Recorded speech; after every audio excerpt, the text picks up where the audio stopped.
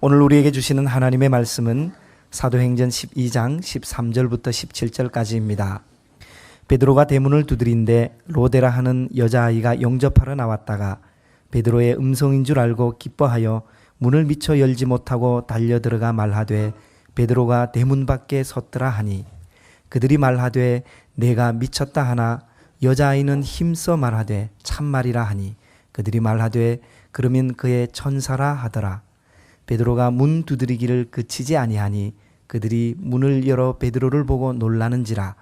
베드로가 그들에게 손짓하여 조용하게 하고 주께서 자기를 이끌어 옥에서 나오게 하던 일을 말하고 또 야고보와 형제들에게 이 말을 전하라 하고 떠나 다른 곳으로 가니라.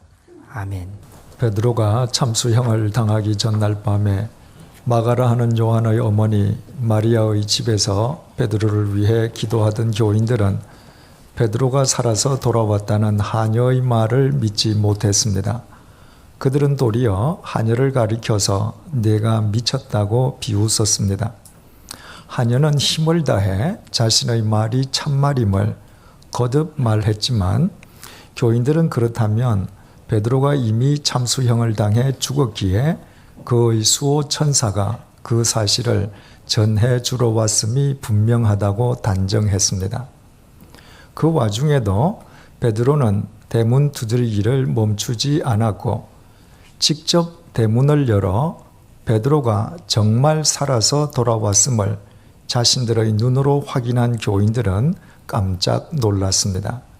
그 이후의 상황을 본문 17절이 밝혀줍니다. 베드로가 그들에게 손짓하여 조용하게 하고 주께서 자기를 이끌어 옥에서 나오게 하던 일을 말하고 또 야고보와 형제들에게 이 말을 전하라 하고 떠나 다른 곳으로 가니라.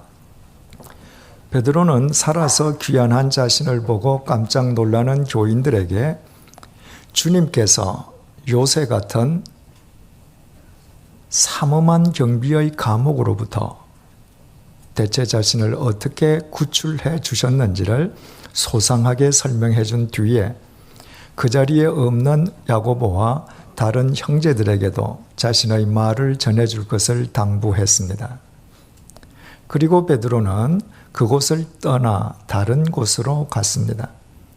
그때의 시각이 한밤중이었음에도 베드로는 잠시나마도 눈을 붙이지 않고 곧장 다른 곳으로 떠나간 것입니다. 베드로가 워낙 극적으로 감옥에서 구출되었기에 베드로가 없어진 것을 헤롯의 군사들이 알면 찾아 나설 것이 뻔했기에 마가라는 요한의 어머니 마리아의 집에 계속 머물러 있어서는 베드로 자신의 안위를 도모하기 어려웠을 것이기 때문입니다. 우리는 본문 속에서 베드로가 그곳을 떠나 향해 갔던 다른 곳이 구체적으로 어디를 뜻하는 지리적으로 어떤 장소인지 알지 못합니다. 그러나 본문이 언급한 다른 곳의 의미는 알 수 있습니다. 본문에서 다른 곳으로 떠나간 베드로는 이 이후에 사도행전 15장의 예루살렘 공의회에 잠시 나타난 뒤로는 더 이상 사도행전에 나타나지 않습니다. 그러므로 본문에서 베드로가 향했던 다른 곳은 바로 사도행전의 초점에서 사라지는 곳이었습니다. 그리고 사도행전 12장 25절부터 사도행전의 초점은 베드로로부터 바울로 옮겨갑니다. 우리는 사도행전 6장에서 히브리파 유대인과 헬라파 유대인에 대해서 공부한 적이 있었습니다. 다윗 왕 때에 통일 왕국을 이루고 있던 이스라엘은 솔로몬 왕을 거쳐 르호보암 시대에 남북으로 분열되었습니다. 북왕국은 기원전 722년 아시리아 제국에 의해, 그리고 남왕국은 기원전 586년 바빌로니아 제국에 의해 각각 멸망당했습니다.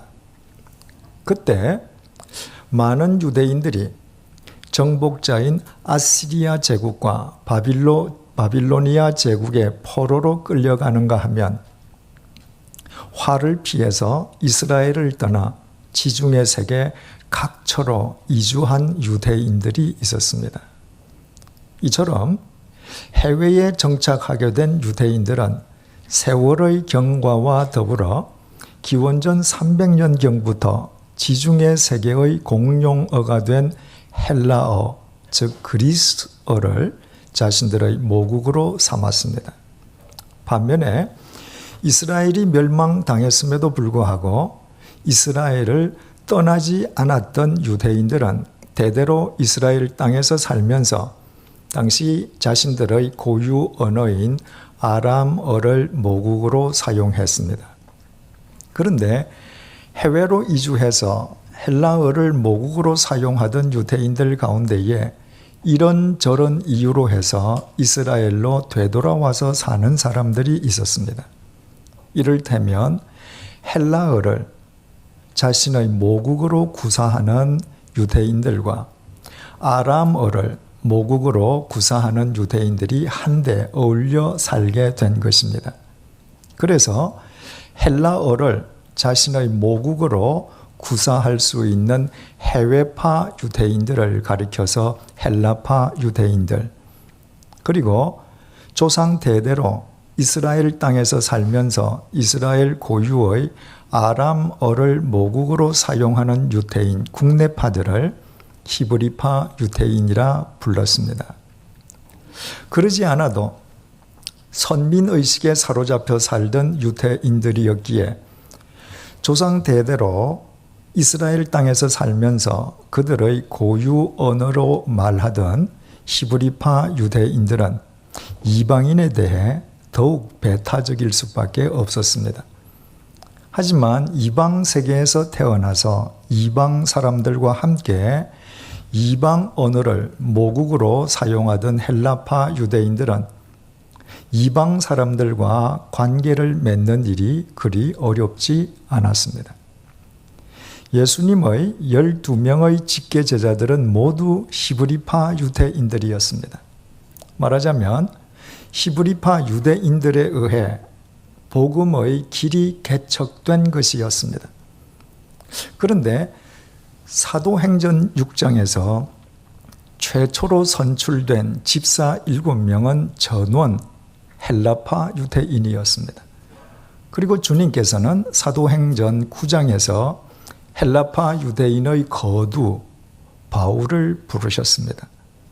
이를테면 주님께서 초대교회의 전면에 헬라파 유대인들을 포진시키신 것입니다. 히브리파 유대인들이 개척한 복음의 길을 따라 헬라파 유대인들로 하여금 이방 세계로 들어가 복음을 전하게 하시기 위함이었습니다.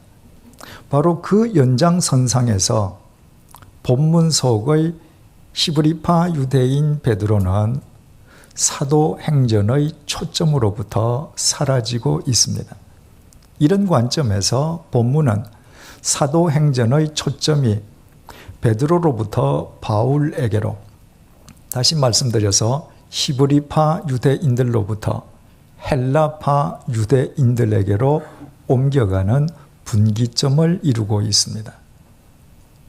그렇다면 우리는 여기에서 복음의 길을 개척하는 사명과 의무를 수고를 다해 완수한 뒤에 사도행전의 초점으로부터 사라지고 있는 베드로의 뒷모습을 주시해 볼 필요가 있습니다.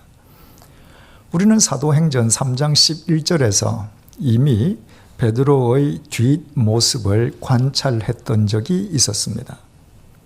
베드로가 성전 미문 앞에서 구걸하던 안전뱅이 거린을 치유시켜 준 적이 있었습니다. 그 거린은 태어난 이래 40여 년 동안 단 한 번도 일어나 본 적이 없었던 선천성 안전뱅이였습니다.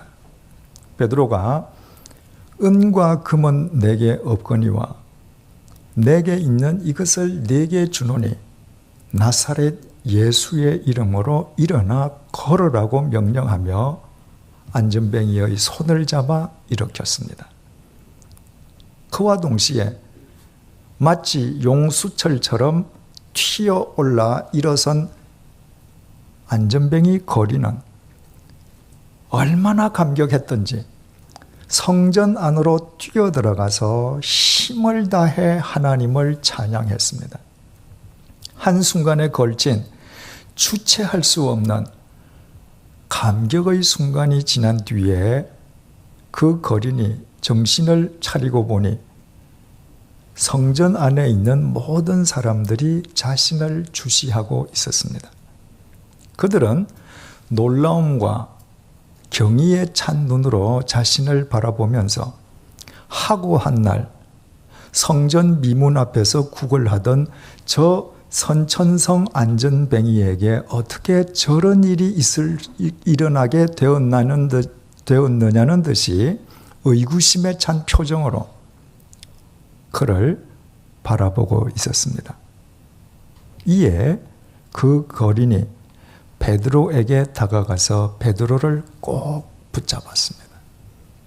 바로 이 사람에 의해, 다시 말해 이 사람이 전한 예수 그리스도에 의해 자신이 치유되었다는 답변인 동시에 간증인 셈이었습니다.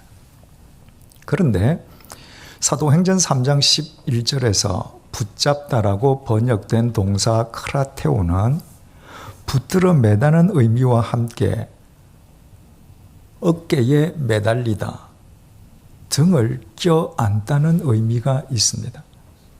그러므로 나음을 입었던 거린이 베드로를 꼭 붙잡았다는 것은 그가 베드로의 등을 꼭 껴안았다는 의미이기도 합니다. 그 광경은 머릿속에 그려보는 것만으로도 가슴 벅찬 감동을 느끼게 됩니다. 그것은 마치 어린아이가 부모의 등을 꼭 껴안고 있는 것과 같은 형국입니다. 베드로의 등을 그처럼 나음을 입은 거린이 꼭 껴안았을 때 그 거린의 마음속 깊은 곳으로부터 뜨거운 감사가 끌어올랐을 것입니다. 베드로가 아니었던들 일평생토록 절망 속에서 자신의 생이 끝나버렸을 자신의 처지를 되돌아보면서 베드로의 등을 꼭 껴안은 그 거리는 감격하며 흐느껴 울었는지도 모릅니다. 그뿐이 아닙니다. 베드로의 감격은 또 얼마나 컸겠습니까? 베드로는 자기 뒤에서 자신의 등을 꼭 껴안고 있는 그 거린의 숨결과 체온과 흐느낌을 온 몸으로 느끼면서 자신처럼 하찮은 인간을 당신의 생명의 도구로 써주신 주님께 깊이 깊이 감사를 드렸을 것입니다. 베드로에게는 자신의 고백처럼 은과 금이 전혀 없었습니다. 변변하게 내세울 만한 사회적인 경력이나 학력도 전혀 없었습니다.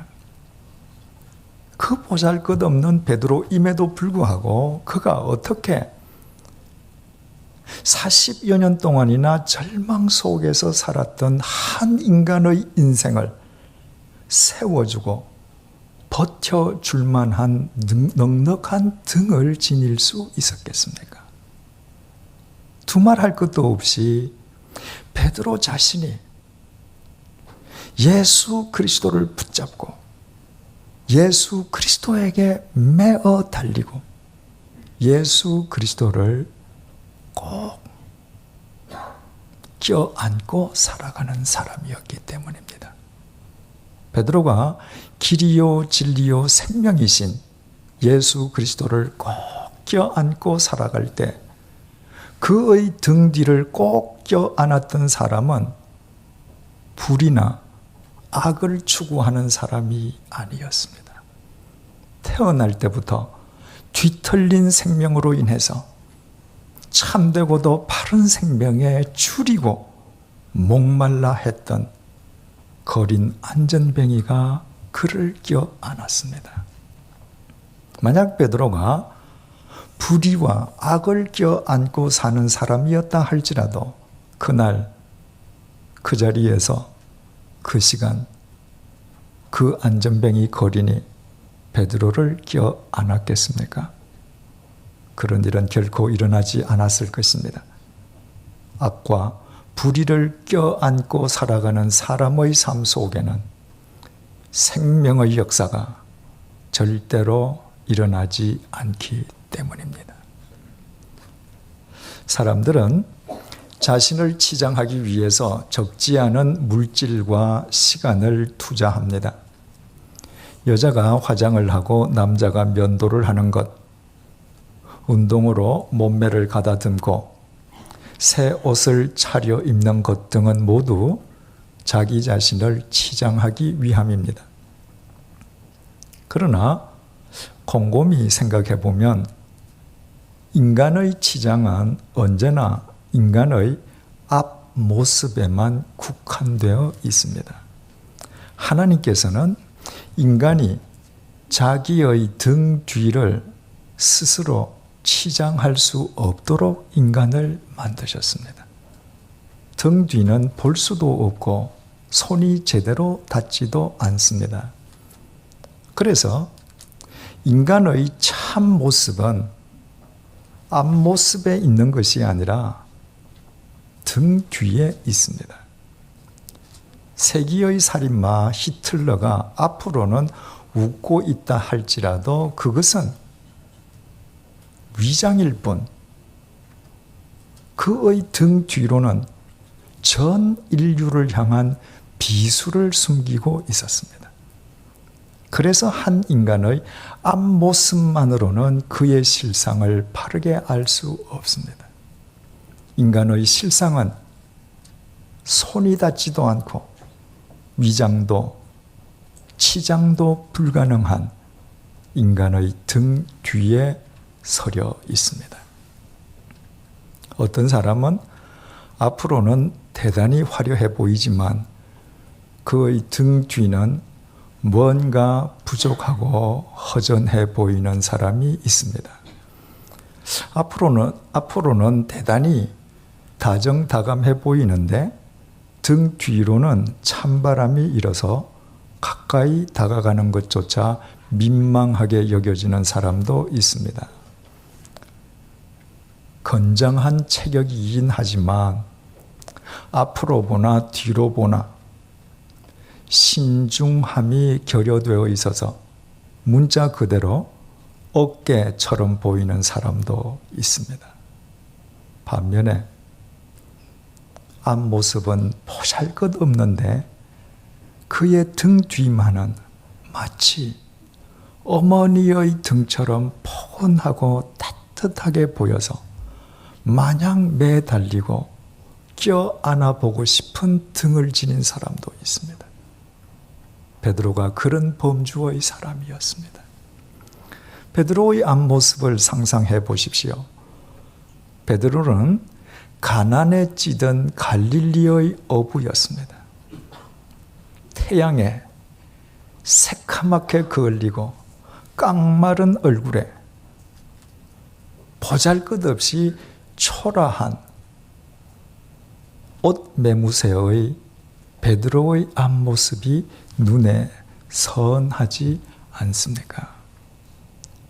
그럼에도 불구하고 그 베드로가 선천성 안정뱅이가 껴안을 정도로 다른 사람이 자기 인생을 의지하고 기댈 만큼 따뜻하고도 넉넉한 등을 지니고 있었습니다. 그것이 가능할 수 있었던 것은 이미 말씀드렸던 것처럼 베드로가 예수 그리스도만을 붙잡고 예수 그리스도에게만 매달리고 예수 그리스도를 껴안고 살아가는 사람이었기 때문입니다. 예수 그리스도가 대체 누구이십니까? 인간의 죄짐을 대신 져 주시기 위해서 십자가를 지셨던 분이십니다. 예수 그리스도께서 십자가를 당신의 가슴이나 손으로 지셨습니까? 그렇지 않습니다.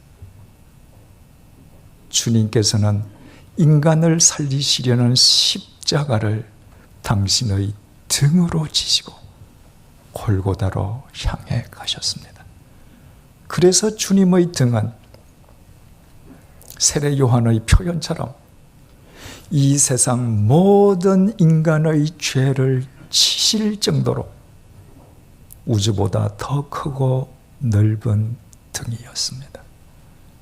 주님께서 삶에 지치고 수고하고 무거운 인생의 짐진 자들에게 모두 다 내게로 와서 쉼을 얻으라고 초청하시는 것은 주님의 등은 이 세상 모든 인생을 져 주시고도 남을 만큼 넉넉한 등이기 때문입니다. 베드로는 주님의 그 등에 매달려 살았습니다. 베드로는 주님의 그 등에 자기 자신을 온전히 의탁하고 주님의 그 등을 껴안고 살았습니다. 그렇기에 주님의 등을 껴안고 사는 베드로의 등 역시 주님 안에서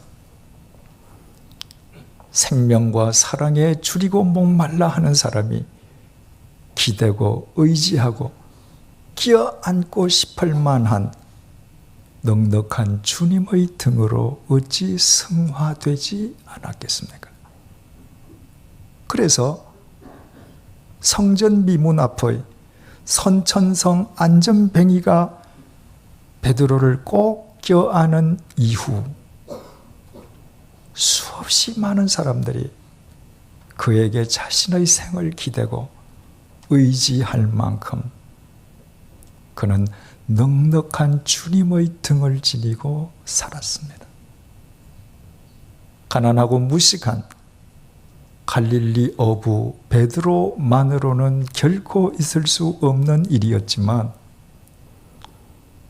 그가 껴안고 살아가는 주 예수로 인해 예수 그리스도 안에서 가능할 수 있었던 생명의 역사였습니다. 그 베드로가 지금 본문 속에서 마가라 하는 요한의 어머니 마리아의 집을 떠나 다른 곳으로 가고 있습니다. 그곳은 사도행전의 초점에서 사라지는 곳입니다. 사도행전의 스포트라이트로부터 벗어나는 길입니다. 사도행전의 박수갈채에서 외면당하는 곳입니다. 사도행전의 관심에서 멀어지는 곳입니다.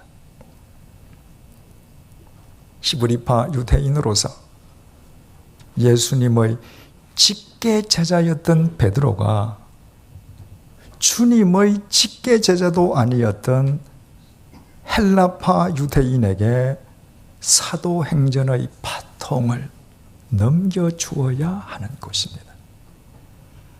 사도행전 15장의 예루살렘 공의회에 잠시 모습을 드러내는 것을 제외하고는 사도행전의 무대에서 아예 퇴장해야 하는 곳이었습니다.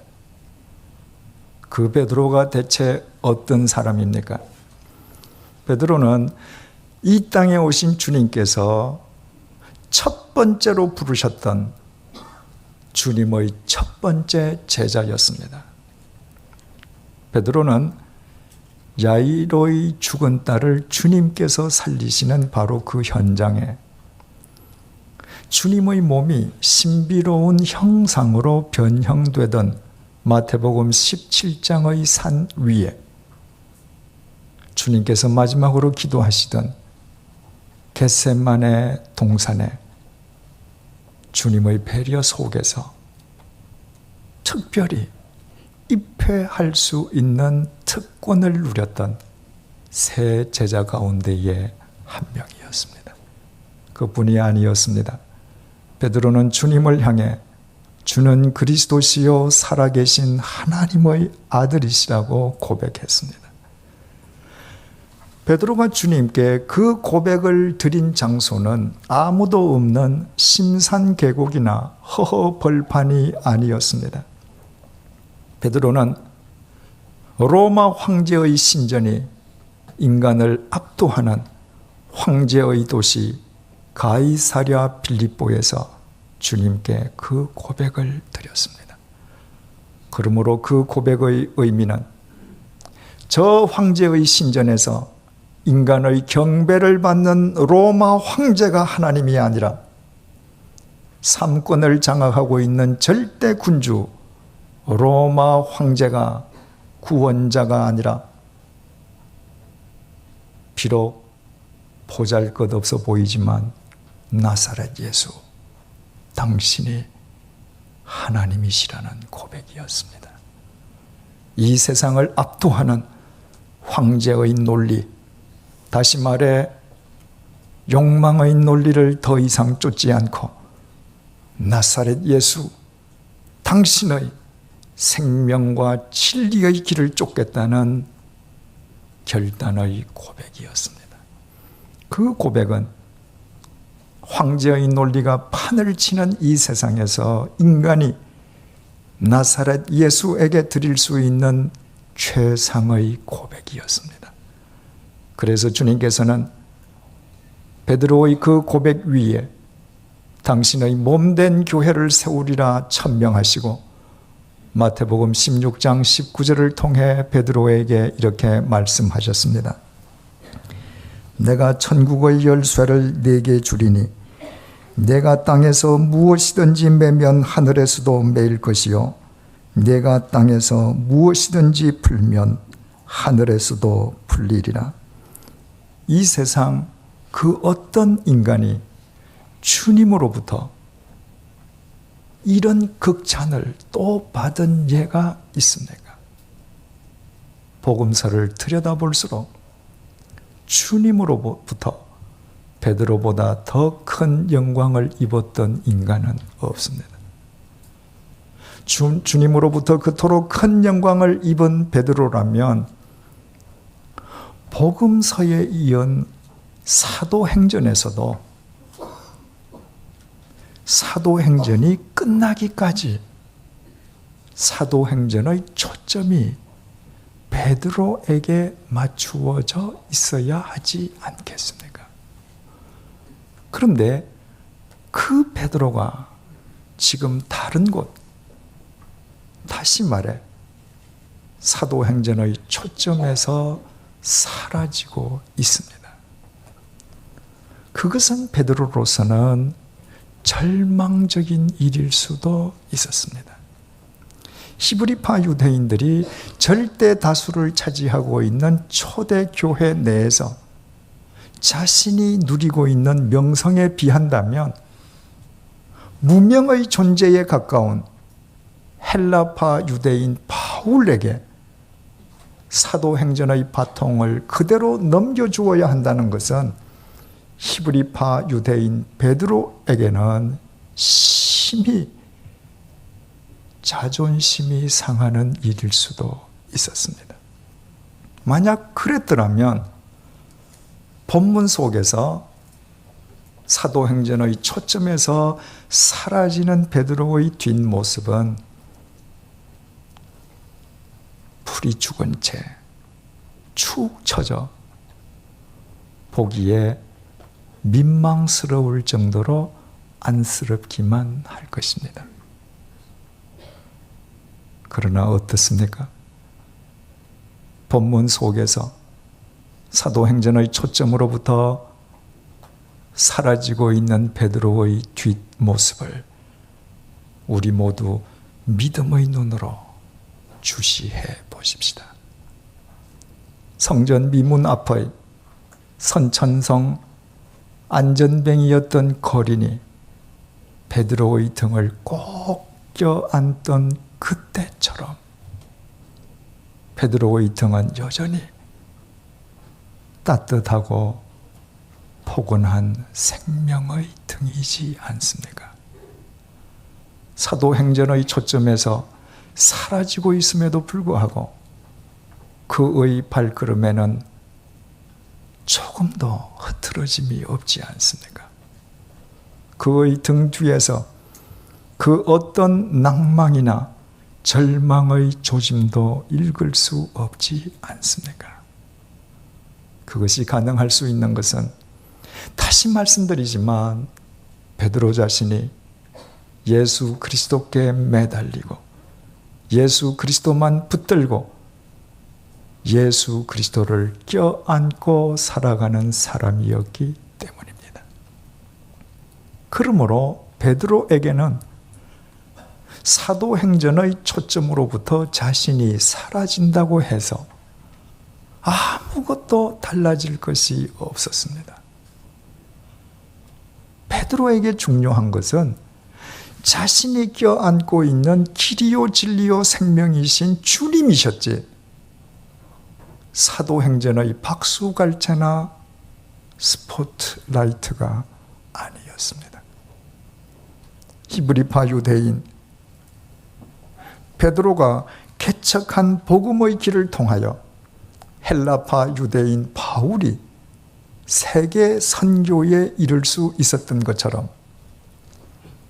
세계 선교를 위하여 바울이 닦아놓은 그 길을 통해 베드로 역시 계속 복음의 증인으로 살아감으로 인해 히브리파 유대인과 헬라파 유대인을 두 축으로 삼아 이 세상을 새롭게 하시려는 주님의 섭리가 온전히 이루어질 수 있었습니다. 비록 사도행전의 초점으로부터 사라질 망정 변함없이 주님만을 껴안고 베드로가 살았기에 가능할 수 있었던 위대한 생명의 역사였습니다. 사람들은 이 세상의 초점이 되어 세상 사람들의 박수갈채와 스포트라이트 속에서 살아가기를 원합니다. 그러나 그런 삶 속에는 생명의 역사가 일어나지 않습니다. 생명이신 주님의 말씀은 세상 사람들의 박수갈채나 스포트라이트 속에는 털을 잡지 않으시기 때문입니다. 그래서 세상 사람들의 스포트라이트나 박수갈채에 집착하는 삶보다 더 어리석은 자기 소지는 없습니다. 그와 같은 삶은 박수갈채가 멈추고 스포트라이트가 꺼진 뒤에 허무 이외에는 아무것도 남을 수 없기 때문입니다. 사랑하는 교우 여러분, 사도행전의 초점에서도 사도행전의 초점으로부터 사라지면서도